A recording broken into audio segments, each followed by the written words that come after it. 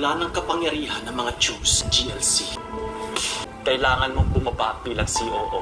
What? Yes. Giniit ni Annie kay Bingo na siya na ang bagong may-ari ng GLC at hindi na siya maghihirap, pero biglang tumakbo ang binata paalis sa bahay nila dahil alam niyang masakit kay Caroline ang nangyari. Dumiretso si Bingo sa bahay ng dalaga kung saan pinigilan siyang pumasok na sinabihan siya ng guard na tawagan na lang niya ang dalaga. Nasakto namang dumating si Charleston kaya uminit agad ang ulo nito nang mahagilap niya si Bingo kaya sinugod niya at sinuntok ang binata. Sabay sinabi niyang ang kapal ng mukha niya na talagang magpapakita pa siya sa kanila pagkatapos ng ginawa nilang mag-ina na pinagbintangan pa niyang dinamay pa niya si Caroline.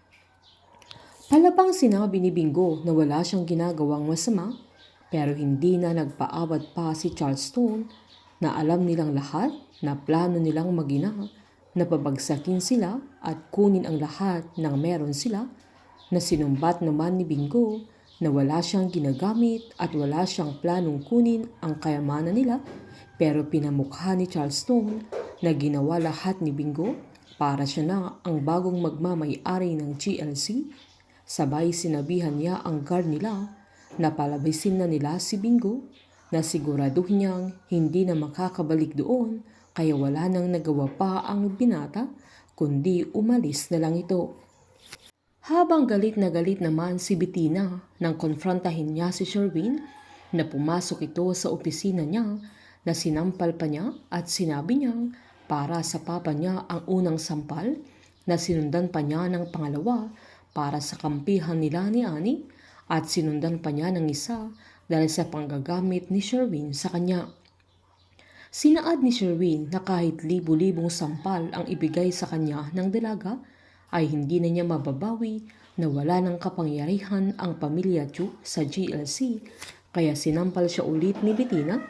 Ay sinabihan naman siya ni Sherwin na bumaba na siya sa posisyon bilang COO ng GLC dahil hindi na masaya ang mga shareholders sa mga iskandal ng pamilya nila, kaya kailangan na niyang bumaba para maging mabuti pa ang ibang shareholders sa kanilang pamilya. Sinumbat ni Bettina kay Sherwin na wala din siyang kapangyarihan dahil tauhan lang din siya, nang akala niya ay ang dalaga lang ang ginamit niya, na palaban niyang sinabi na puppet din ni Annie si Sherwin, na ang mga katulad niyang puppet ay wala ng silbi kung bibitawan siya ni Annie. Sabay umalis na ito. Ang posisyong inaasam ni Bettina na ginamit niya pati sarili niya para lang makuha niya ay parang bulang mawawala dahil na din sa kasakiman niya na inutakan niya maging mga kapatid niya para lang siya ang uupo bilang COO, nang akala niya ay ang pagiging CEO na ang susunod na posisyon na makukuha niya, pero wala nang matitira sa kanila dahil si Bingo na ang magiging boss ng GLC.